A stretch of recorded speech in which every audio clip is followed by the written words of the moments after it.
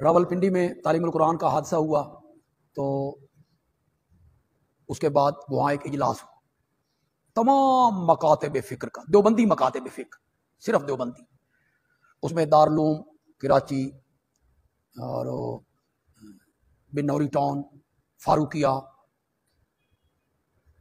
اس میں مولانا فضل الرحمان، اس میں مولانا حنیف جلندری، شاہ صاحب کے بیٹے جو ابھی فوت ہوئے ہیں مولانا عطاء المہیمن،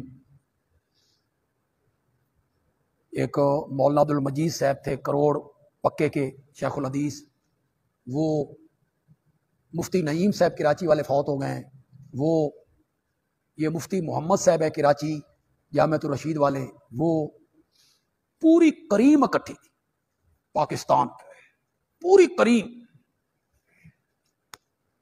اشاعت و توحید کی طرف سے میں تھا، اور ایک اور عالم تھے وہاں بھجنا کے حضرت مولانا خلیل احمد سے، اپنی جماعت کی طرف سے ہم تھے۔ تو یہ الیاس گھومن ہے، پہلے مولانا فضل الرحمان صاحب نے گفتگو کی، انہوں نے کہا میں ابتدا میں گفتگو کرتا ہوں، تمہیں ایک گائیڈ لائن دے دیتا ہوں، اس پر گفتگو کرو، تو میں تمہیں گائیڈ لائن دیتا ہوں۔ ان کی تقریر کا خلاصہ یہ تھا کہ بیرونی طاقتیں جب تمہیں کمزور کرنا چاہتی ہیں تو پھر تمہیں اور بریلویوں کو، تمہیں اور شیعوں کو لڑاتے ہیں بیرونی طاقتیں کہ تم کمزور ہو جاؤ، اور جب اندرونی طاقتیں، ملک کی اندرونی طاقتیں تم دیوبندیوں کو کمزور کرنا چاہتے ہیں تو پھر مسئلہ حیات و ممات اٹھا دیتے تمہارے درمیان کہ یہ مسئلہ اٹھے اور دیوبندیت کیا ہو جائے، کمزور ہو جائے، بانٹ جائے۔ انہوں نے ذہین آدمی ہے وہ، انہوں نے ایک بات کی، انہوں نے کہا یار یہ مسئلہ حیات ممات سے کیا لیتے ہو، تم گھڑے کی مچھلی بنے ہوئے ہو، محدود تمہارا ذہن ہے، تمہیں یہ پتہ نہیں ہے کہ پوری دنیا میں تمہارے خلاف سازشیں کیا ہو رہی ہیں، لوگ تمہارا وجود مٹانا چاہتے ہیں، تمہارے مدرسے مٹانا چاہتے ہیں، تمہاری مسجد مٹانا چاہتے ہیں، تمہارا دین مٹانا چاہتے ہیں، تم کس چکر میں ہو بھائی؟ تو وہاں انہوں نے کہا کہ یہ جو حیات ممات کا مسئلہ ہے اس سے تو نبی پاک نے بھی پناہ مانگی، ہمارے بھی کان کھڑے ہوئے، تو وہ کہنے لگے آپ دعا نہیں مانگا کرتے تھے اللہم انی اعوذ بک من فتنۃ المحیا والممات، اس سے تو آپ نے بھی پناہ مانگی، من فتنۃ المحیا والممات، تو چھوڑو اس کو، کیا کرتے ہو، اپنا مسلک بیان کرو اپنا مسلک بیان، لوگوں کو سمجھاؤ، لیکن دوسروں کی پگڑیاں اچھالنا اور مناظرے اور چیلنج، یہ کیا کر رہے ہیں؟ اس الیاس گھومن نے سمجھا بھی یہ مولانا مجھے کہہ رہے ہیں، اس وقت یہ چمپئن تھا نا بڑا بنا ہوا، مجھے کہہ رہے ہیں۔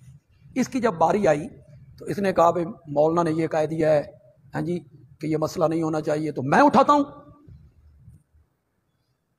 تو میں تو آج بھی اس بات کا قائل ہوں، یہ مولانا اشرف علی صاحب بیٹھے ہیں کہ سن 1962 میں جو حضرت شیخ القرآن مولانا غلام اللہ خان نے تحریر لکھی تھی اور مولانا طیب صاحب اس میں موجود تھے اور شیخ القرآن نے دستخط کیے تھے، اس تحریر پہ اکٹھے ہو جاؤ، سارے دیوبندی اکٹھے ہو جاؤ، اور جو اس کو نہیں مانتا اسے اٹھا کے باہر پھینک دو۔ 2-3 مقررین کے بعد میری باری بھی آ گئی، میں نے کہا بھی اب ہمارا ادارہ ہے، ہمارا مدرسہ ہے، ہمارے مدرسے میں کھڑے ہو کے اس نے ہماری میٹنگ کو، جو ہمارے تعلیم القرآن کے لیے جل گیا ہے پورا مدرسہ، اس نے ایک نیا شوشہ چھوڑ دیا۔ میں نے پہلے تو مولانا فضل الرحمان صاحب کی تائید کی کہ جو کچھ مولانا نے فرمایا وہ صحیح فرمایا اور ہمیں اس پہ عمل پیرا ہونا چاہیے۔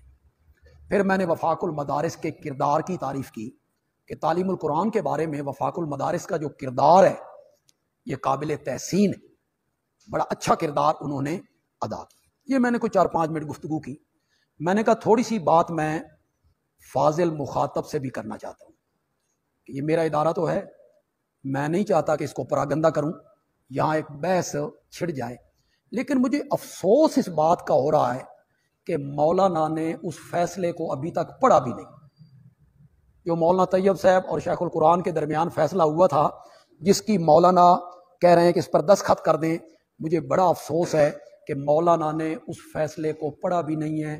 اگر آج میں وہ فیصلہ سامنے لاؤں تو مولانا اس پہ دستخط نہیں کریں گے یہ دستخط، لیکن 2 لائنوں کو لے رہے ہو, وہ 1.5 صفحے کا فیصلہ ہے. کتنا فیصلہ ہے؟ 1.5 صفحے کا. تو مجھے افسوس یہ ہے کہ پڑھا نہیں ہے, یہاں کہہ رہے ہیں کہ اس فیصلے پہ اکٹھے ہو جائیں. پھر میں نے کہا مجھے اس سے زیادہ افسوس ہو رہا ہے کہ انہی کی جماعت کے عالم ہے مولانا قاضی مظہر حسین چکوال والے, انہی کی جماعت کے عالم ہے مولانا اللہ یار صاحب چکڑالے والے. مجھے افسوس ہے مولانا نے ان کی کتابیں بھی نہیں پڑھی. اگر ان کی کتابیں پڑھی ہوتی تو کبھی یہ تجویز نہ دیتے. اب اس نے اٹھ کے نہیں کہا بھئی وہ فیصلہ کیا تھا, پڑھا جو نہیں تھا, تو فوراً سمجھ گیا بھئی کوئی بات تو اس میں ہے نا جو یہ مجمع میں کھڑے ہو کے کہہ رہا ہے. بس میں نے تقریر ختم کی اور حضرت وہاں سے وہ مولانا فضل الرحمان صاحب کو جا کے ملے, سلام دیا اور باہر نکل. اس فیصلے میں لکھا ہوا ہے, تم بھی یاد کر لو کہ تمہارے سامنے بیان کرتا ہے. مولانا عبدالستار توسوی نے کسی جگہ پہ یہ فیصلہ سنایا, یہ دیکھو تعلیم القرآن میں فیصلہ ہے, یہ ہمارے وہاں ایک عالم تھے وہ پیچھے چلے گئے, اس نے کہا جی مندے ہو, مجھے دو رسالہ مجھے دو. 2 لائنیں پڑھ کے سنا دیتے ہو فیصلے کی, مانتے ہو اس کو؟ اس میں لکھا ہوا ہے کہ حضرت سید عنایت اللہ شاہ بخاری کا اس مسئلے میں جو نظریہ ہے وہ قرآن و سنت کے مطابق ہے, لکھا ہوا اس میں. اور سید عنایت اللہ شاہ بخاری اہل سنت والجماعت میں ہیں. مانتے ہیں, یہ تسلیم کرتے ہیں, ہمیں اہل سنت تسلیم کرتے ہیں. اس فیصلے میں تو لکھا ہوا ہے. انہوں نے فیصلہ پڑھا ہی نہیں ہے, بس صرف 2 لائنیں اس میں نکال لی اور شور ڈال دیے. تو آپ کم از کم حضرت تھانوی کی عبارت تو پڑھیں نا. ان آیتوں پہ کیا لکھا ہے حضرت تھانوی نے اور حضرت عثمانی, اللہ ان کی قبروں کو منور فرمائے. امواتن دوامن, امواتن دوامن, ہمیشہ کے لیے مردے جن میں کبھی روح تھی نہیں, جیسے بت, جیسے بت, حالن,